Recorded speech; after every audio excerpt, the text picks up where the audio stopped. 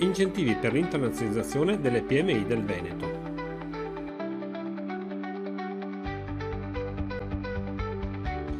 È stato pubblicato dalla Regione Veneto un bando che prevede gli incentivi per l'internazionalizzazione delle PMI del Veneto, delle filiere del sistema casa e del sistema moda.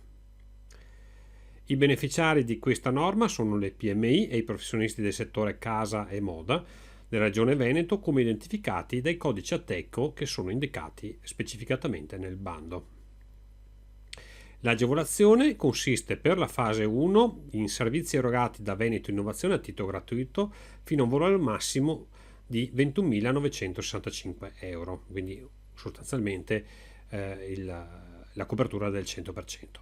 Mentre per la fase 2 abbiamo un contributo a fondo perduto del 70% fino a un massimo di 15.534 euro. Interventi ammessi.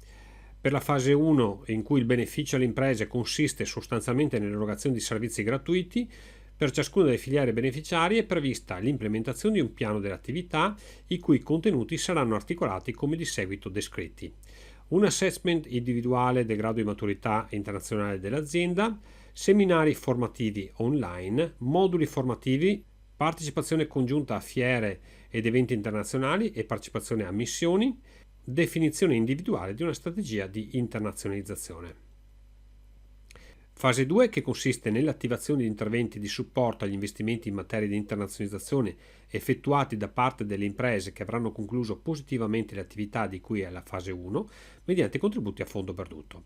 Sono ammissibili agevolazioni di cui è la fase 2 i progetti di investimento finalizzati alla realizzazione da parte di ciascuna impresa di uno o più interventi preventivamente individuati nella strategia di internazionalizzazione elaborata in esito alla fase 1.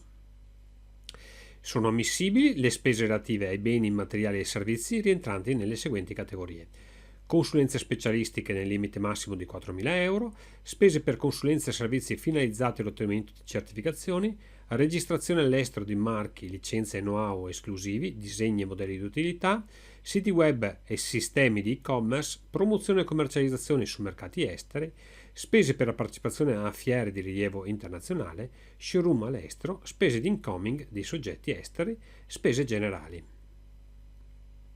Le scadenze: l'apertura dello sportello è prevista per le ore 10 del 29 agosto 2024 e rimarrà aperto fino alle ore 12 del 2 ottobre 2024.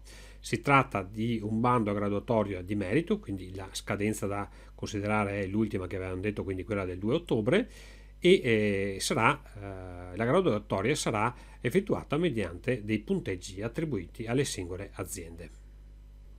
Se queste informazioni vi sono state utili, vi invito a mettere un mi piace e a condividerle con i vostri colleghi che ritenete possano beneficiare da queste agevolazioni. Io sono Franco Rasotto e questa è Rete Agevolazioni.